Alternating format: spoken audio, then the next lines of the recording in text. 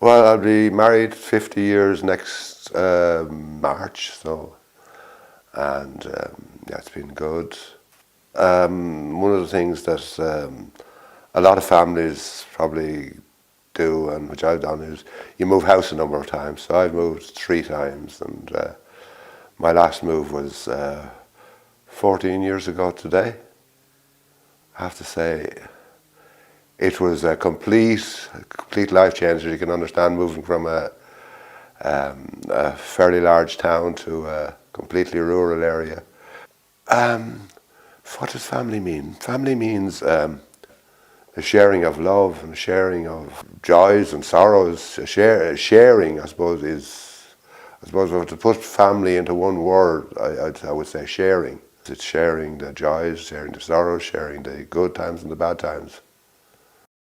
Describing my family situation, I think my family situation would be a family of one, to start in the center of the circle. And when you expand that circle, it incorporates close friends and their families. It incorporates the core family that I came from and their families. So my brother and his son and daughter, and then it grows. So it's an expanding circle. But my family, in the traditional sense of family, I don't have a family. I'm a single person. So I get my meaning from the things that I do, and I get my meaning from the people that I love and cherish in my life. My name is I live in Dublin. I belong in the all my family in I have one brother who wanted my sister at the back of the house. My brother loved. I'm thinking at the moment my mother is very boss. She said I'm wrong. And he was able to make it again. You're the body. And everything you do. I'm really going to handle them. My family situation is my immediate family, which is my husband, and we have 5 children from 29 down to 21, 4 sons and a daughter. And then we've been married for 30 years. And then I have a sister and brother and mum and dad, and very fortunate that they're all alive. And my husband's family then would be quite a big extended family of 6 siblings, and his parents are no longer with us. But we then have a lot of other friends that would have kind of maybe in some situations would have spent time living with us, because when houses were being done up and whatever, so they're all part of the family as well. My family situation is I'm recently married. I got married last Christmas, the 29th of December. So newlyweds still at the minute, I suppose. And beyond that, my own family is made up of my mother. My dad passed away quite a number of years ago. And my 2 brothers. One brother lives at home with my mother, and my other brother is married with 4 small children. 4 children under the age of 6. So busy household. The last couple of years, I suppose, based on my own experience within the Diocese of Limerick, being part of the synod process, I've been seeing family in a much broader sense. And at the other end of the spectrum, I also see all sorts of family units, and I've seen probably the more, we could call it maybe the more dysfunctional side of family, where families are struggling, where families are lost, where individual members of family are lost.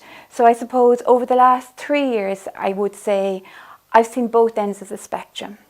And I'm beginning to understand a more beautiful concept of family, you know, and the importance of family and coming from a good solid family background, however that might be made up, you know. So yeah, I suppose I've seen both sides over the last few years.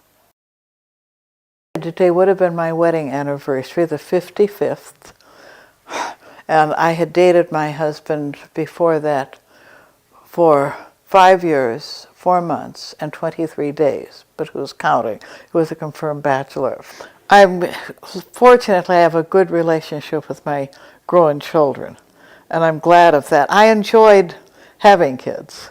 It wasn't some kind of sense of duty, and I was lucky enough, because times were a little different then, to be able to be home until they were older.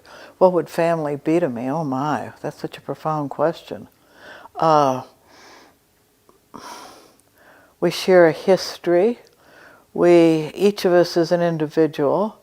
We share certain things in common, including a sense of humor and certain interests, but I'm not sure how I define it. It's just a feeling of belonging, and growing up in a little town in Iowa, to some extent, extends your family, because when you go out on the street, you speak to everyone you see.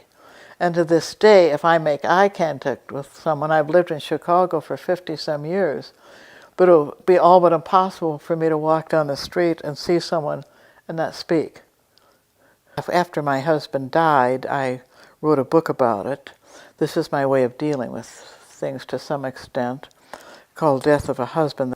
And as someone wisely said, you don't get over it, you learn to live with it. Because I still miss him. And I'm sure I always will miss him, but you learn to try to build a life, sort of brick by brick by brick. My family is a Catholic family. There's 4 of us in the family. I have a younger sister, and I live with my mum and dad as well. Our family is big on both sides. My 2 nanas are alive, so I go and visit them often. I'm Congolese. I'm married, and I have 6 children. I fled my country. I was in Tanzania, lived in Tanzania for a long time, 20 years plus. 2014, I was selected by the UNHCR to come here in Ireland from Tanzania, where I lived for a long time in the refugee camp. I'm coming for my wife and my 5 children, and then now we have another children was born here in Ireland. Well, I'll tell you one memory that stays in my mind all these years, when I was about maybe 10 or 11 years old. I remember one night we used to all go to bed around maybe 10 o'clock or something. But about 11:30 I came up to the kitchen to get a glass of water.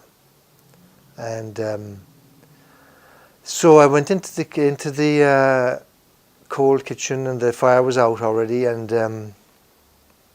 there was my father kneeling down, praying by himself. That image stays in my mind forever. And to see my father, that somehow he was talking to God, and that for him it was real. So these memories of the faith being part of the rituals of our lives. Walking during Lent, walking the mile down to Spring Hill Church for the Stations of the Cross in the dark, and going to visit a neighbour on the way back to get a cup of tea and a couple of biscuits or something, whatever it was. These little things were part of our lives, I suppose. And I would say for me, it was definitely my mother's prayers that got me so far, because she had a great faith and just called out to the Lord. She had a lot of suffering in her own life, and she just turned to the prayers and to see her through.